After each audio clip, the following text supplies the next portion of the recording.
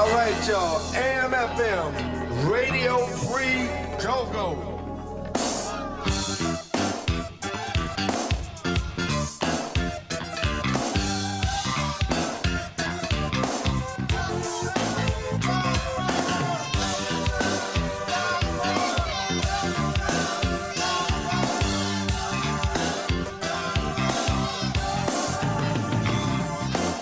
Good morning, DC. Wake up and feel the sunshine with the absolute supernova that is the Capitol Hoop Caucus. I am Wardell McCabe, and I am joined, as always, by my two co-hosts. First is a man who likes his ice cream with hot fudging sprinkles. It's Isaac Harris, and the man to his left, someone who loves his ice cream with some crushed up Oreos. It's Troy Halliburton. Gentlemen, you get your ice cream orders right this week.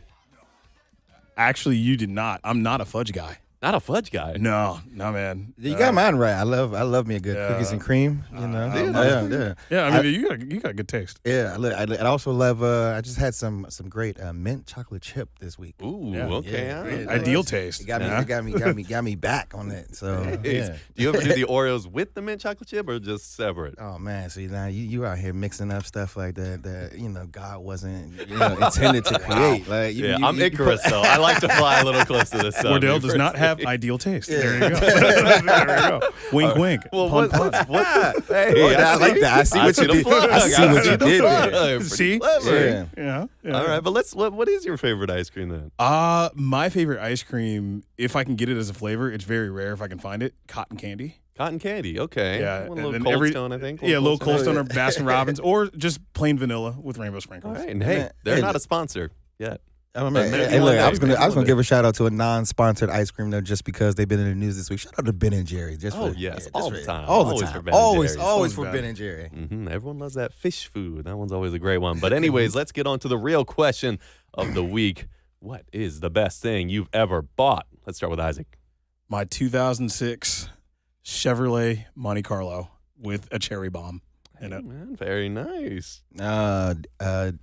Daytona Rolex. Oh, damn. Yeah, birth year. Okay, hell yeah, that's a flex. Yeah, All right. yeah. Isaac, I think I got to match you on the cars. My all-time favorite was my 78 Thunderbird. When I bought that, that was probably when I bought it when I was longboarding down the Shenandoah Mountains. That's the closest I'll ever get to sounding like a story from Bill Walton. But that one is that for me. But let's get on from the cars and let's move on to the focus of the show.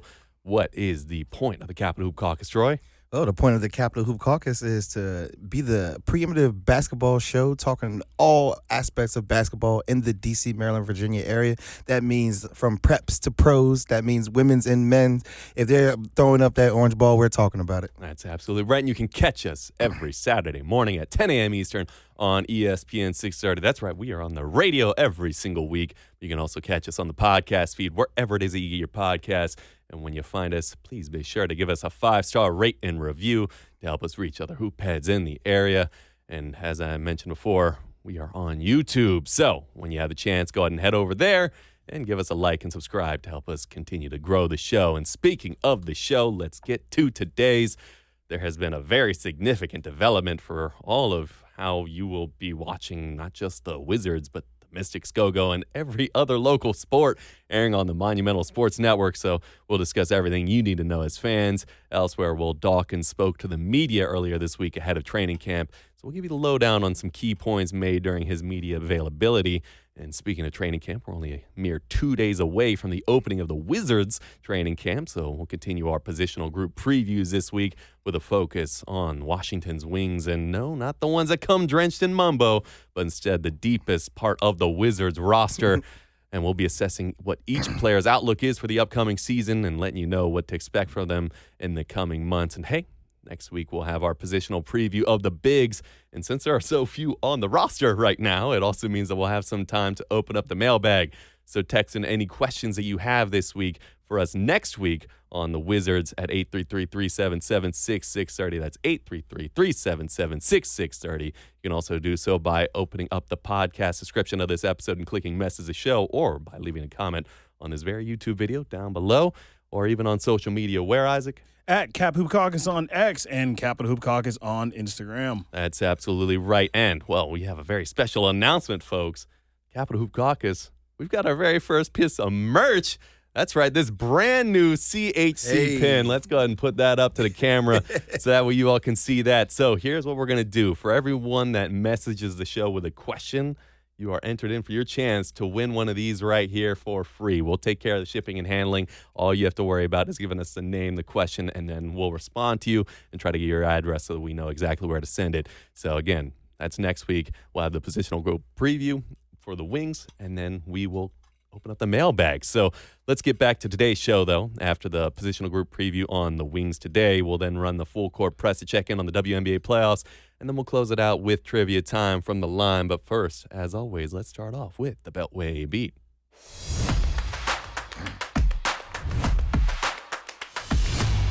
Said it at the start. The first thing we have to talk about, and I really do mean have to talk about, is the Monumental Sports Network, because earlier this week, Axios' Sarah Fisher reported that Monumental Sports Network has said that YouTube TV and Hulu with Live TV do not intend to renew their distribution deals.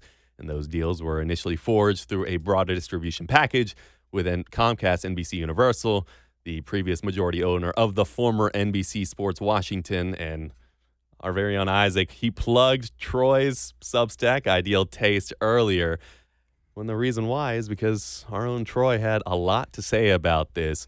The article being Monumental Crossroads, why losing YouTube TV and Hulu may be the best thing to happen to DC Sports. Troy, I give you the floor. Yeah, I appreciate Isaac for burying the lead there because I dealt some taste this morning. And you know what? I really, it really dawned on me that, Monumental Sports is at a very, I don't know, they're at a fork in the road moment for where they are as a regional sports network. And, I think that the decisions that they make over the next coming weeks are going to have, lasting, long, impactful effects on the DC sports community, on how we watch sports. And so, with them talking about that YouTube TV and Hulu are in negotiations right now to pull Monumental Sports from their streaming services. And, at the rate that, the negotiations are looking right now, it doesn't seem as though that they're going to come to a resolution by September 30th. And, I really believe that Monumental Sports has put themselves, they backed themselves into a corner with, the position they're putting themselves in from a business standpoint, purely based on the fact that, that they really aren't capable of going out there and providing the service that, I think that the DC sports fans actually deserve and need when it comes to watching the Capitals, the Wizards, and the Mystics. And so by putting themselves in this position, by Hulu and YouTube TV deciding that they're going to come and remove Monumental Sports, it now leaves Wizards fans who were relying on those services to watch games that they're going to have to look for a new avenue to tune into basketball. Oh yeah, and I don't want to sound like I'm exaggerating here, but this is such a significant crossroads that this is probably the most important decision and path forward that the Leonses have ever had to make while in ownership of these franchises. This can have a very massive and meaningful impact on the entirety of all sports fans in this area for the next 20 years, perhaps even. And so I think that that's where all eyes are really on this. And I probably should have mentioned that, as Troy had said, that the current deal, it ends September 30th. And so what is happening in these conversations to this point that has been revealed by Monumental side and by YouTube side? Yeah, so essentially YouTube has come out and said that the reason why they aren't re-upping the deal with Monumental Sports is because they don't deem it to be fair that they are having to, that other customers around the country are having, the prices for Hulu and YouTube are going up. So let's say that they're going up, they're going to be charging, $7 more per month than what they were charging, last season. And so now what they're saying is that some of the costs that are being incurred are coming from, carrying these regional sports networks that they're saying aren't really giving them the viewership that is required for them to, basically make it, excuse me, basically that the revenue share that's coming in doesn't offset the cost and the raising of costs for people to be able to subscribe to these services.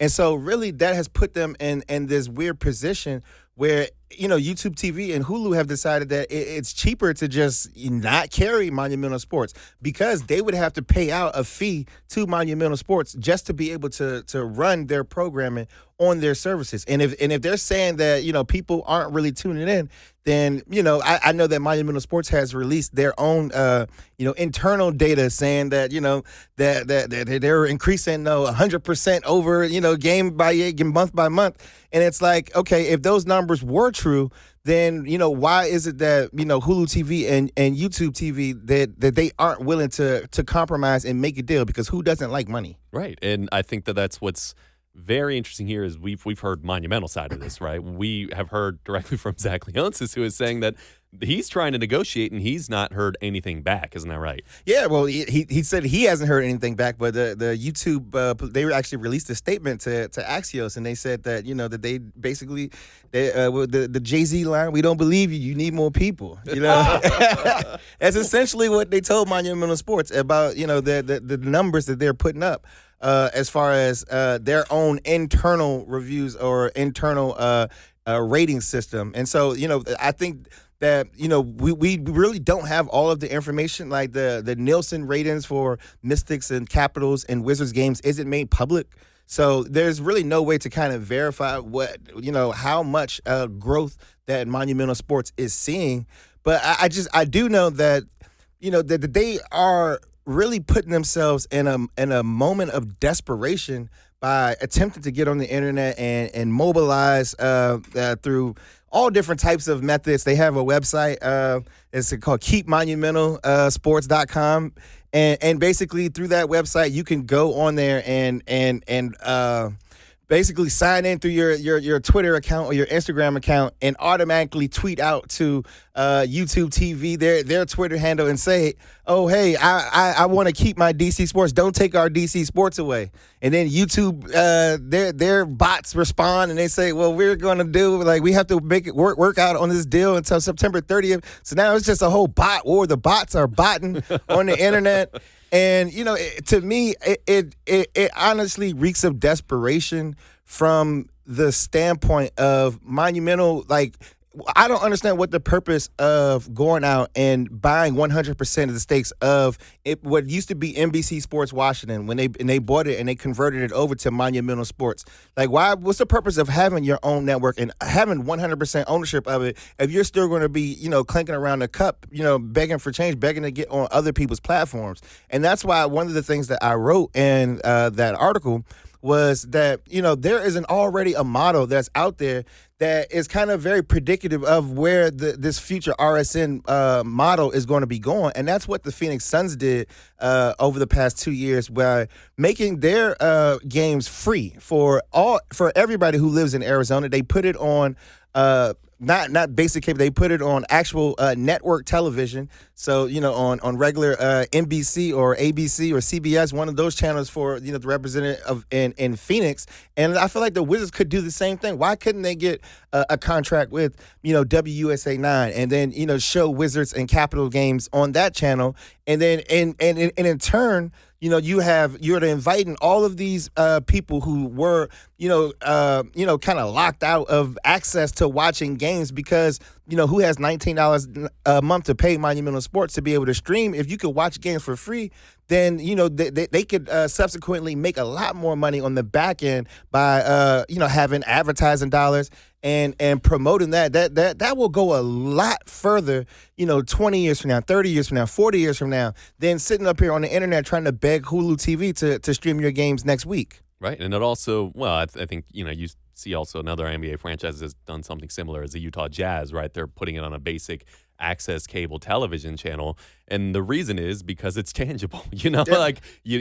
These companies, anything that operates in the entertainment and television viewing space or even the radio space, you make the bulk of your funds through advertising and you generate advertised spends off your audience count. And the issue with streaming is that it has always been hearsay. These numbers are there's zero proof to back it up. So, and we're going to go a little bit inside baseball here, but for radio, when the audio radio stream is heard through a smart app or a smartphone, it is not encoded in the same way that it is over a terrestrial signal. There's an audio code that you can't hear, we can't discern it, but it is able to be picked up by a Nielsen rating pickup holder. And same with television, the same thing. There's an audio code that plays over the airways that they're able to measure that no longer exists on the streaming side. And so everyone who owns the streaming platform, they're the only ones who have access to these numbers. It has always been something that people have heavily criticized Netflix for when they're like, 80 million people watch this streaming broadcast. And you're like, I don't think that makes any sense at all,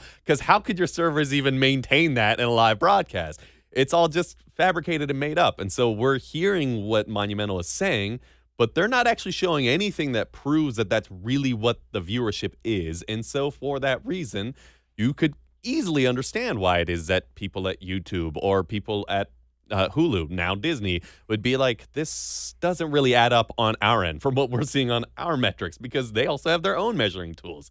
And so when you put it over an access television channel, you then put it back to having the Nielsen numbers, which is a very flawed system. Do not get me wrong. Everyone in radio hates Nielsen. Everyone in basic television hates Nielsen. It's a very broken system, but at least it is something that everyone in a consensus agrees is a real measurement. And for that reason, you are able to monetize a lot more easily. It's a lot easier for your sales team when they have a real measurable number that they know that advertisers actually trust and can depend on. And so for that reason, I think that is absolutely the path that they should go. I do fear, though, that with the way that they have immediately responded, that is likely not the path that they're going to go down. Yeah, the way that they have responded entails that they definitely intend to fight this until the bitter end. I believe that they're clearly putting in a lot of resources into trying to fight this. Like I don't know how much the average bots cost this day and age, but they are investing in it, and to me, I think that I believe that they should probably be looking towards the future instead of trying to reclaim something from the past. Because, honestly, this is, to me, is a bad business model. The whole regional sports network entity. And to me, like I said, it just doesn't make sense to me as to why they bought 100% of NBC Sports Washington to convert it to Monumental Sports, to then be beholden to somebody else as to where and how they can show their programming. Like that to me just doesn't make any sense. If you're going to invest all of that money to have 100% ownership stake, then actually do something and take advantage of your independence and your freedom. And so I pray that that they come to their senses and are able to find a resolution. But if they aren't able to, then I think that the only people who are going to be hurt by this are basketball fans in the DMV. Right, and the issue that we're really facing here is we don't know what the timeline is. I mean, we both mentioned that the current agreement ends September 30th, but I have every reason to believe that there will not be a resolution by then. And so that's only a few days away from now. And so how long do we think that this goes on for? Yeah, so I think that there's like multiple different lanes that this could go. One of the scenarios is definitely that they come to some sort of brief resolution in which Monumental Sports will definitely be giving up a lot in the deal to get back on Hulu and YouTube TV. But they could come to like a brief 3-month or 6-month deal, to short-term deal to just get the games back on television with the NHL season starting October 9th and the NBA season starting October 22nd. So there is kind of like a stopgap there that they could go that route. Or like I said, I think that the biggest thing would be just the smartest move to me would be just a total shift in their approach to regional sports network right now. And I would, if I were running Monumental Sports, I would seriously look at trying to get them back onto television for free. Yeah, and I think you bring up the regional sports there. This has been something that's a common thread. This isn't the first time that this has happened for YouTube TV and Hulu with live TV. Some of the key ones are NESN in Boston.